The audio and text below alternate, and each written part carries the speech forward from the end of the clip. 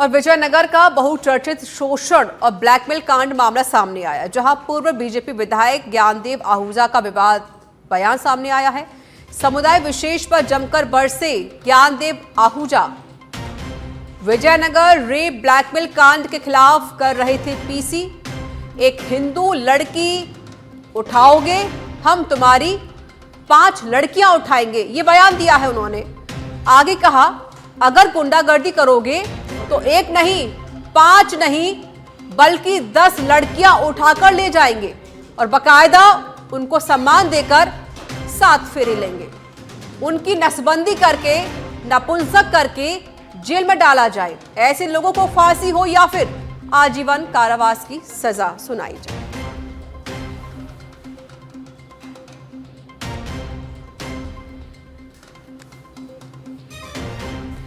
तो ये बड़ी जानकारी आपको दे रहे हैं। परंतु मैंने वहां एक नारा दिया कि तुम हमारी एक हिंदू लड़की को उठाओगे तो हम तुम्हारी 5 उठाने जाएंगे। एक से दुष्कर्म करोगे, हम दुष्कर्म नहीं करेंगे, हम दुष्कर्मी नहीं है, परंतु तुम्हारी 5 लड़कियों को उठवा लेंगे। और एक गांव में 3 बेव लड़कियों को हमारे एससी के लोग ले भी गए, वो उस समय पंजाब है, उनकी व्यवस्था हो गई।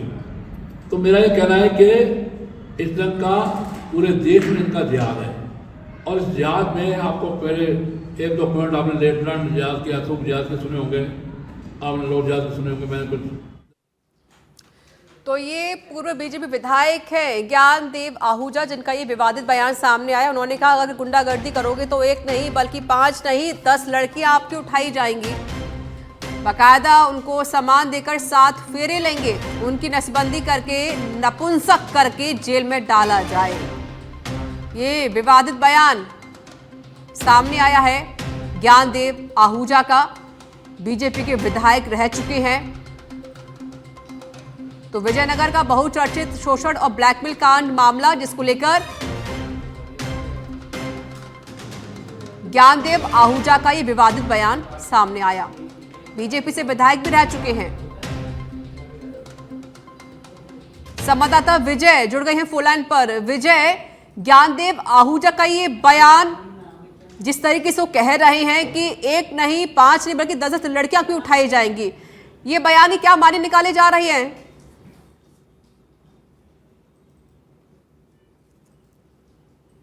अनिल, आपको आवाज मिल रही है?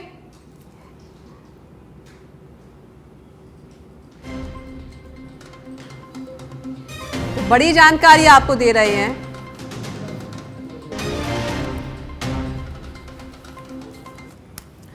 राजस्थान कर्मचारी चयन बोर्ड की ओर से आयोजित होने वाली 4th ग्रेड भर्ती में राजस्थान का सामान्य ज्ञान बढ़ाने की मांग अब तेज हो रही है। हनुमान किसान ने सरकार से मांग की है कि इस भर्ती में जीके वेटेज बढ़ाया जाए। हनुमान किसान लगातार इस मांग को लेकर प्रयास कर रहे हैं और उनका यह कहना है कि सरकार की तरफ से उनको लेकर सकारात्मक रुझान अब दिखने भी शुरू हो गए हैं। हनुमान किसान का मानना है कि अगर सरकार जीके वेटेज बढ़ाती है तो राज्य के युवाओं को अधिक फायदा होगा। यह मांग राजस्थान के युवाओं के लिए एक महत्वपूर्ण मुद्दा है, जो अपने भविष्य को सुरक्षित करने के लिए सरकारी नौकरी की तलाश में है। बिल्कुल, राजस्थान ये 17% है, इसको 50% करना चाहिए, क्योंकि राजस्थान के बंदे लगेंगे तो राजस्थान को जीके वो राजस्थान वालों को पता है। वरना क्या बाहर के लोग आके यहाँ से वैकेंसी में फॉर्म भरते हैं, वो पद लेके जाते हैं, राजस्थान वाले बंदे कम लगते हैं। इसलिए राजस्थान का वेटेज बढ़ना चाहिए, क्योंकि राजस्थान की जो जानकारी राजस्थान के बंदे को होती है ना, वो बाहर के बंदों को इतनी नहीं होती है। और जो मैथ, रीजनिंग ये सारे तो हर कोई कर लेता, एक राजस्थान जीके राजस्थान वाला ही कर सकता है। 53,000 से अधिक पदों पर एक चतुर्श्रेणी कर्मचारी की भर्ती निकाली, जो कि एक युवा आइटम में निर्णय है। लेकिन इसमें सिलेबस जो था उसमें भारी विसंगति है। इसमें सरकार एक तरफ वादा कर रही थी कि हम जो है स्थानीय युवाओं को 100% का अवसर देते हैं, यहाँ के युवाओं को ज़्यादा से ज़्यादा रोजगार मिले, लेकिन इस भर्ती में राजस्थान जीके का जो वेटेज है मात्र 16 से 17% है, जिससे युवाओं में भारी आक्रोश है। हम पिछले 1 माह से माननीय मुख्यमंत्री जी के समक्ष लगातार ये गुहार कर रहे हैं कि इस भर्ती में स्थानीय युवाओं को ज़्यादा से ज़्यादा अवसर मिले, इसके लिए जिसके जो सिलेबस विसंगति है उसको दूर किया जाए। इसको लेकर 6 फरवरी को हमारी विधानसभा में भी माननीय मुख्यमंत्री जी के ओएसडी से मुलाकात हुई थी। उसके बाद में लगातार हमारे संसदीय मंत्री से मिलना हो, गृह मंत्री से मिलना हो, विधानसभा के अध्यक्ष से मिलना हो, चाहे हमारा बीजेपी प्रदेश अध्यक्ष से मिलना हो, और अभी होली पे माननीय मुख्यमंत्री जी के समक्ष भी हमने मजबूती से कहना चाहती हूँ कि जो ये चतुर्थ श्रेणी कर्मचारी की वैकेंसी है, एक तो ये काफ़ी सालों बाद में आई है, तो इसमें राजस्थान का जो जीके का वेटेज है वो बहुत कम मिला है। तो इससे क्या है ना, जो बाहर के लोग जो फॉर्म डालेंगे तो उनको इस वैकेंसी में ज़्यादा फ़ायदा मिल जाएगा। एक तो ये 10th पास की वैकेंसी है, ऊपर से इसमें CET भी अलाउ नहीं कर रखा इन लोगों ने, तो और भी बहुत से लोग इसमें फॉर्म डालेंगे, तो उन सभी जो अपने राजस्थान के जो लोग हैं कम से कम उनको तो मौका मिलना ही चाहिए कि बिना CET की वैकेंसी में राजस्थान जीके थोड़ा ऐड हो जाएगा, बढ़ जाएगा, तो हम राजस्थान की काफ़ी चीज़ों का नॉलेज भी होगा इस स्टूडेंट को, राजस्थान की काफ़ी चीज़ों को जानने का भी मौका मिलेगा। तो हम यही चाहते हैं कि ये राजस्थान जीके का इसमें वेटेज जो 17 से 18% है उसको बढ़ा के 50% कर दिया। राजस्थान की वैकेंसी में राजस्थान का वेटेज नहीं बढ़ाया जाएगा, तो इससे होने वाले जैसे टचिंग जो भी राज्य हैं उनको ज़्यादा फायदा होगा। जबकि राजस्थान की वैकेंसी है तो इसका मूलभूत तरीके से कहीं ना कहीं राजस्थान को इसका फ़ायदा मिलना चाहिए, और बाकी इसका वेटेज 100% बढ़ाना चाहिए। जब भी हम सभी नागरिकों को इसके लिए फ़ायदा होगा, सभी स्टूडेंट तभी इसमें अच्छे से प्रिपरेशन कर सकते हैं। राजस्थान की जयपुर से बड़ी खबर है। शांतिनगर में गद्दे की फैक्ट्री में लगी भीषण आग, दमकल की गाड़ियों ने आग पर काबू पाया है। बता दें कि त्रिभुवनेश्वर बंदर के सामने स्थित है गद्दा फैक्ट्री, जिसमें भीषण आग लगी है। आग लगने की क्या कुछ वजह रही है, फिलहाल अभी स्थिति साफ नहीं हो सकी है। दमकल की गाड़ियां मौके पर मौजूद हैं, पुलिस प्रशासन भी मौके पर मौजूद है। पूरे मामले की जांच पुलिस कर रही है। तो गद्दे की फैक्ट्री में भीषण आग लगी है, दमकल की गाड़ियां मौके पर पहुंची, आग पर काबू पाया गया। लाखों रुपए का नुकसान होना बताया जा रहा है।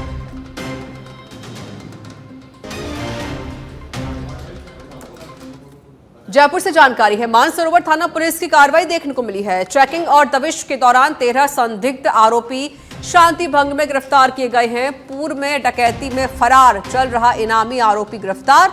करीबन 50 संदिग्ध व्यक्तियों से पूछताछ की गई।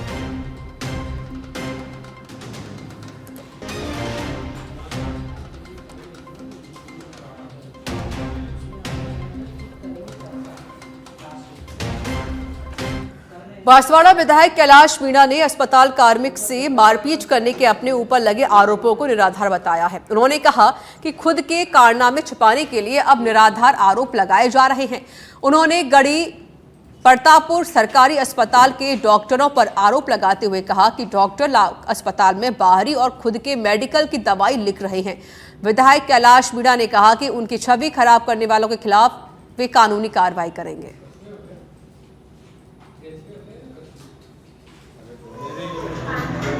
गई रात को नाइट ड्यूटी थी। नाइट ड्यूटी के दौरान विधायक जी उनके पोते को लेकर हॉस्पिटल में आए थे इलाज के लिए। इलाज हमने हमारे उपस्थित थे, हम सभी कर्मचारी मौजूद थे और हमने इनका इलाज कर दिया। इलाज करने के बाद उन्होंने यहाँ निरीक्षण किया। निरीक्षण के दौरान हम सभी साथ में थे। बाद में उन्होंने अभद्र गालियाँ गलौज करते हुए मुझे नाम पूछा गया, उनको मैंने नाम। होली के दूसरे दिन मेरा पोता जो कि बहुत सीरियस था और इतना बीमार था कि इसकी हालत ख़राब होने के कारण से मेरे यहाँ स्टाफ छुट्टी पर गया हुआ था और रात में मैं मेरी बेटी और बहू के साथ में और 2 अन्य लोगों के साथ में मैं प्रतापपुर गया। प्राइवेट अस्पतालों में सभी जगह बंद होने के कारण से मैं सरकारी अस्पताल में गया और वहाँ पर जाकर के मैंने देखा बच्चा मेरा चिल्ला रहा था और वहाँ पर कोई स्टाफ नहीं था, न नर्सिंग कर्मी था। जब मैं ऊपर वार्ड में गया तो एक महिला नर्सिंग कर्मी वहाँ पर थी और उसने मैंने पूछा तो यहाँ कौन है ड्यूटी पे, उसने बताया कि अजय जी डॉक्टर साहब है। और जब मैं नीचे आया तो बच्चा चिल्लाता रहा और आधे घंटे के बाद में वो डॉक्टर वहाँ पर आता है हाफ पैंट में और वहाँ पर आकर के वो इधर उधर। खबर धौलपुर के सैपो से है, जहां पर विद्युत निगम कार्यालय की टीम ने AEN पुष्पेंद्र चौधरी के नेतृत्व में डिफॉल्टर उपभोक्ताओं के लिए कैंप लगाया और छूट देकर 25 लाख रुपए की राजस्व वसूली की। इस कैंप के अंदर उपभोक्ताओं की भारी भीड़ देखी गई। हमारे यहाँ हमने एक शिविर रखा था, उसमें हम चाहते थे कि लोगों की काफ़ी त्रुटियाँ थी बिलों वगैरह में, उनका संशोधन करके उनका बिल किया जाए। कि मार्च का मंथ चल रहा है और 25 विभाग और जो हमारा डिपार्टमेंट है उसमें भी टारगेट दिए गए हैं ताकि हमने जो हमारा टारगेट था वो अचीव कर लिया है। उसके बावजूद भी हम चाहते हैं कि लोगों को ज़्यादा से ज़्यादा जो बिलों की प्रॉब्लम है उन बिलों में फिटिंग की टूटी आ रही है या अन्य कोई पीस लगी हुई है। खबर सीकर के लक्ष्मणगढ़ से है, जहां पर वर्षों पूर्व सार्वजनिक विभाग के जरिए बनाए गए आम रास्ते को बंद किए जाने का ग्रामीणों ने विरोध किया है। बड़ी संख्या में मौजूद ग्रामीणों ने लक्ष्मणगढ़ उपखंड अधिकारी को एक ज्ञापन भी सौंपा और ग्रामीणों को हो रही बड़ी परेशानी के बारे में अवगत करवाया गया। रास्ता है नेशनल हाईवे 52 से कंटेवा और कंटेवा होते हुए बोझा शहर और नेशनल हाईवे से अमीरपुरा। ये रास्ता 100 साल पुराना है और यहाँ पे कई लोगों के खेत लग रहे हैं। जो ये मेरे भाई बंधु मेरे पास हैं, वन विभाग वाले ये रास्ता बंद कर रहे हैं। बंद कर दे तो जो बस्ती हो गई है वो कहाँ से आएंगे, गांव वाले कहाँ से जाएंगे। और खीरी दतुल्ला का रास्ता लगता है, इसकी आपत्ति है, लोगों को आने जाने में काफी दिक्कत हो रही है। मेन रास्ता है नेशनल हाईवे 52 से डी के कामा से खबर है, जहां परिवहन कार्यालय में एक बाबू ही बना रहा नियम विरुद्ध लाइसेंस। सड़क पर आम आदमी को मारने का परिवहन विभाग के जरिए दिया जा रहा लाइसेंस, निरीक्षक के नहीं बैठने के बावजूद भी लिया जा रहा ट्रायल। 29 स्लॉट होने के बावजूद सिर्फ 3 लोगों की ही ट्रायल लेकर बन रहे लाइसेंस परिवहन विभाग के पास नहीं है। ट्रायल के लिए कोई भी ट्रैक कामा के उप परिवहन कार्यालय से जुड़ा ये पूरा मामला है।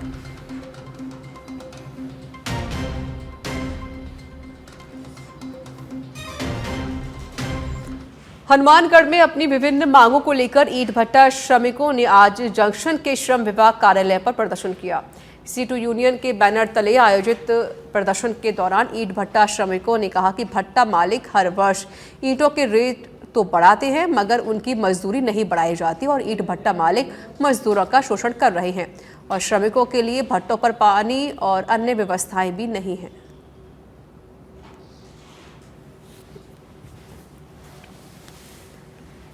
बांसवाड़ा में आंगनबाड़ी में काम करने वाली दर्जनों कार्यकर्ता आज जिला कलेक्ट्रेट पहुंची। इस दौरान जिला कलेक्टर के साथ प्रधानमंत्री के नाम ज्ञापन भी सौंपा गया, जिसमें बताया गया कि साल 2018 से आंगनबाड़ी में काम कर रहे लोगों को मानदेय बहुत कम मिल रहा है, जिसके चलते घर का गुजारा नहीं हो रहा। लंबे समय से मानदेय बढ़ाने मांग कर रहे कार्यकर्ताओं ने बताया कि सरकार की योजना को वह घर घर जाकर बताती हैं, फिर भी हमारे साथ सरकार छलावा कर रही है। केंद्र सरकार ने 2018 के बाद अब आने वाली दोनों के एक पेमेंट भी बढ़ाया, पेमेंट भी बढ़ाया, जो कि 6 साल हो गए और हमारे रिटायरमेंट पर 1 रुपया भी नहीं मिलता है। तो हमने मांग करी है कि 5 लाख रुपये हम एक राशि दी जाए और पर मंथ हमको। उदयपुर के बड़गांव से चिकलवास जाने वाली मुख्य सड़क को 60 फीट चौड़ा करने की कार्रवाई उदयपुर विकास प्राधिकरण ने एक बार फिर से शुरू कर दी है। पहले भी इस सड़क को चौड़ा करने की योजना बनाई गई थी, लेकिन बड़गांव क्षेत्र के 14 मकान मालिकों के जरिए कोर्ट से स्टे लेने के कारण कार्य बाधित हो गया था। अब प्रशासन ने स्थानीय निवासियों से वार्ता कर उनकी सहमति प्राप्त करने के बाद चौड़ीकरण का कार्य फिर से प्रारंभ किया है। पुलिस के अतिरिक्त महानिदेशक अनिल पालीवाल बीकानेर जिले के दौरे पर आए हैं, जहां पर उन्होंने कहा कि साइबर क्राइम रोकने पर बेहतर कार्य हो रहा है।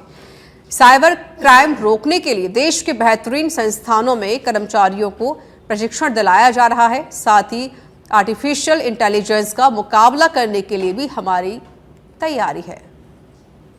पहले इस क्राइम को टैकल करने की जो पुलिस की पोजीशन थी उससे आज मच बेटर है और आपने भी जो इश्यूज फ्लैग किए हैं वो रेलेवेंट हैं, उन सब पे भी कार्रवाई हो रही है। दूसरा, अभी जो राजस्थान पुलिस की भर्ती हुई है, राजस्थान पुलिस के अलग अलग ब्रांचेज हैं। आज की तारीख में जो कांस्टेबल है वो काफ़ी पढ़े लिखे हैं, काफ़ी सक्षम हैं, उनके क्वालिफिकेशंस भी उस तरह की ब्रांच में लेने के लिए कुछ अलग रखे जाते हैं। तो उनको भी ट्रेन करना, उनकी ऑलरेडी ट्रेनिंग करना।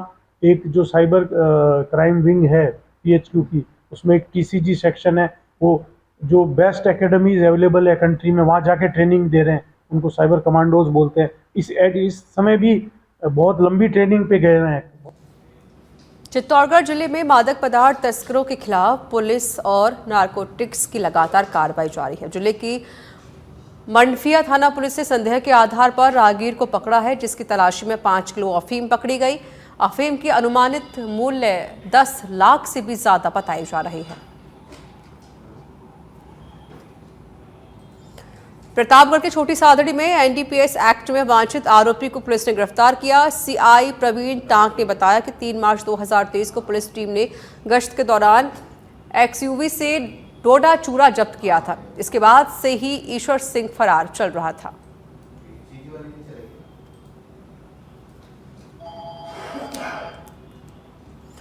जैसलमेर के भड़ियाड़ा से बड़ी खबर है, जहां हाई टेंशन लाइन से बिजली चोरी का मामला सामने आया। 11 केवी बिजली लाइन की चपेट में आने से चोर की मौत हो गई। पुलिस पूरे मामले की जांच कर रही है। श्री प्रभुपुरा रायपालो की ढाड़ी के पास की घटना है ये।